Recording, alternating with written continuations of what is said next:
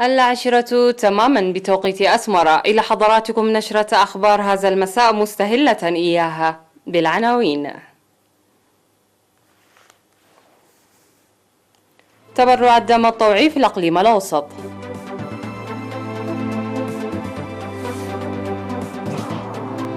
المواطنون في كندا يحيون بالثامن من مارس افتراضيا. دورة تأهيلية لمكافحة العادات الضارة في إقليم جنوب البحر الأحمر.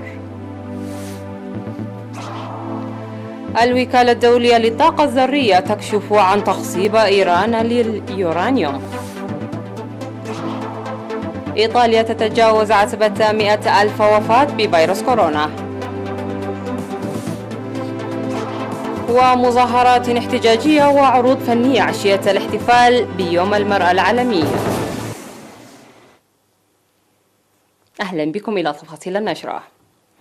أفاد بنك الدم الوطني بأن التبرع الطوعي بالدم سواء بشكل فردي أو جماعي يسهم بدور كبير لسد احتياجات المستشفيات. وأفادت معلومات بنك الدم تزايد التبرع الطوعي بالدم من الرياضيين وأعضاء قوات الدفاع وعمال المؤسسات الحكومية وغيرهم. وفي هذا الإطار قام حكام كرة القدم في الإقليم الأوسط بالتبرع الطوعي للدم في 9 من مارس. وقال مسؤول التوعية والمعلومات في الجمعية الوطنية للمتبرعين الطوعيين بالدم السيد محرت أب أرأيا إن أنشطة التوعية المتواصلة تقوم بدور هام مشيدا بمبادرة المتبرعين الطوعيين بالدم.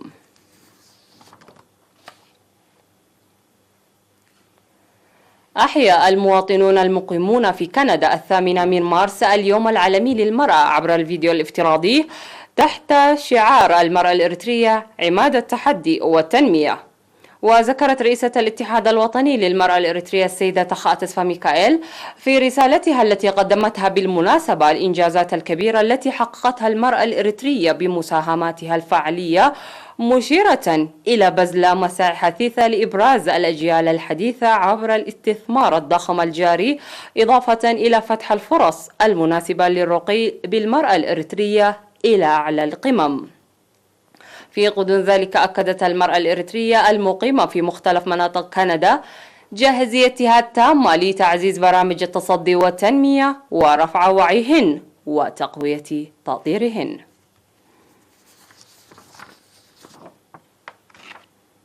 نظمت دورات تأهيلية للجان العاملة لمكافحة العادات الضارة في إقليم جنوب البحر الأحمر. وتضمنت الدورات التأهيلية المنظمة في عصب وطيع وعدي الأضرار الصحية للعادات الضارة عامة وختان الإناث وزواج القاصرات خاصة، والمساءلة القانونية عليها فضلا عن حقوق الطفل والمرأة من منظار الرعاية الاجتماعية. وتم التوضيح في التأهيل أن الدراسات الأولية التي أجريت في مناطق معينة في السنوات الماضية أظهرت بأن ظاهرة العادات الضارة تصل لنسبة 81%، خاصة عدم زوال ختان الإناث تماما. ومن المهم القيام بحملة توعية مكثفة ومتابعة تنفيذ القوانين الصادرة. وقال رئيس لجنة مكافحة العادات الضارة في الإقليم السيد حمد علي إن جهود منسقة جرت في السنتين الماضيتين للحد من العادات الضارة، داعيا إلى القيام بأنشطة التوعية نزولا إلى القرى وتقييم نتائجها باستمرار. يقوم سكان عدقة في مديرية قلنفحي بأنشطة نفير لحماية التربة وحفظ المياه. وأوضح مساعد مدير ضاحية مرحنو السيد تخل أب كفلاي أن العمل الجاري استعدادا لموسم الأمطار مضى عليه أسبوعين بمشاركة أكثر من 280 شخص يوميا، قائلا إن الحصول على الدعم الآلي يجعل العمل أكثر فعالية. وذكر خبير حماية التربة وحفظ المياه في مديرية قلنفحة السيد سمعون برهي بناء الحواجز المائية والمدرجات في النفير. وأفاد السكان بأن العمل الذي بدأوه لتثبيت التربة سيواصلونه في الجهود التي تجري لحل إشكالية مياه الشرب للإنسان والحيوان.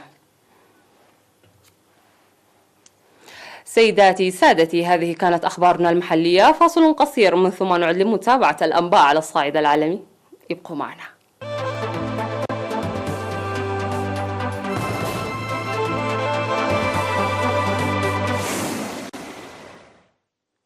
أهلا بكم مجددا. أبلغت الوكالة الدولية للطاقة الذرية الدول الأعضاء فيها بأن إيران قامت بانتهاك آخر للاتفاق الذي أبرمته مع القوى الكبرى عام 2015، وبدأت تخصيب اليورانيوم في سلسلة ثالثة من أجهزة الطرد المركزي AR2M المتطورة في منشأتها تحت الأرض بنطزر. وقالت الوكالة في تقرير: تأكدت الوكالة في 7 مارس 2021 من أن إيران بدأت ضخ سادس فلوريد اليورانيوم الطبيعي في السلسلة الثالثة التي تضم 174 من أجهزة الطرد المركزي AR2M، وبذلك تكون إيران قد سرعت في الآونة الأخيرة انتهاكاتها للقيود التي فرضها عليها الاتفاق الذي عفاها من عقوبات مالية مقابل تقييد أنشطتها النووية. وكانت طهران قد بدأت تجاوز هذه القيود بعد أن انسحب الرئيس الأمريكي السابق دونالد ترامب من الاتفاق وعوض فرض العقوبات عليها عام 2018.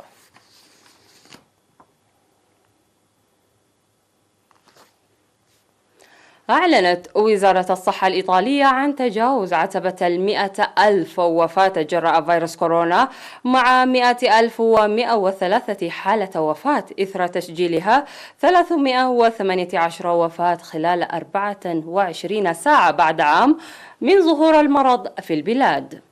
وتعتبر المناطق الأكثر تضررا هي لومبارديا الرئة الاقتصادية للبلاد مع قرابة 30,000 وفاة، وتجدر الإشارة إلى أن عدد الضحايا هو بشكل عام أقل من الحصيلة الفعلية.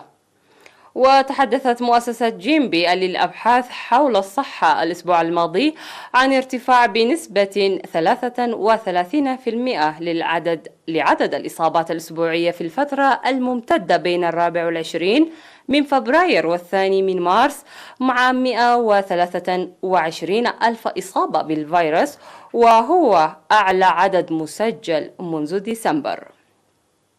وكتب وزير الخارجية الإيطالي لويجي دي مايو على فيسبوك: مع هذه الأرقام نحتاج إلى قيود أكثر صرامة، وستشكل قيود جديدة صارمة على الصعيد الوطني ضربة قاسية لثالث اقتصاد في منطقة اليورو الذي يقرق في ركود خطر بسبب إغلاق العام 2020. تظاهرت المئات من النسوة في باريس من أجل حقوق المرأة عشية يوم المرأة العالمي. ونددت النساء وبعض الرجال الذين حضروا المظاهرة باستمرار العنف ضد المرأة في كل مكان، بالإضافة إلى تطبيق مبادئ المساواة بين الرجل والمرأة خاصة في مجال العمل، حيث تظل النساء الأقل أجرا مقارنة بالرجال في نفس الوظيفة. وفي لندن أنجزت 6 فنانات من مجموعة فنية جماعية مقرها لندن لوحة جدارية كبيرة عشية يوم المرأة. مبادرة المجموعة تدخل في إطار فكرة تسمى ووم كولكتيف، وتهدف إلى توفير مساحة آمنة للنساء ومنحهن الثقة لممارسة فن الشارع، المجال الفني الذي لا يزال يهيمن عليها الرجال إلى حد كبير وفقا للمجموعة. والخبر الأخير في هذه النشرة: كشفت بيانات حديثة أن البشر تسببوا في تدهور أو تدمير نحو ثلثي القطاع الأصلي من الغابات الاستوائية المطيرة في العالم، مما يثير القلق من الاندثار السريع للمناطق التي تعد بمثابة عازل طبيعي للحماية من تغيير المناخ.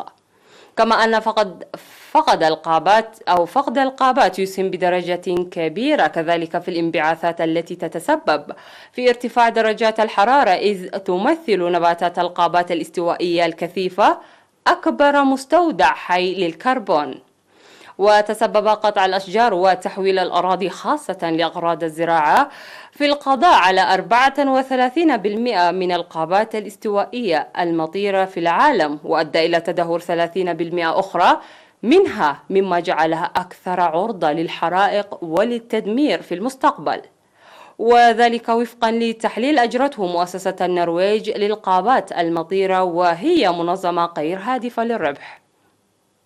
وتركز أغلب الدمار الذي لحق بالغابات منذ 2002 على غابات الأمازون في أمريكا الجنوبية والغابات المطيرة التي تقع على حدودها.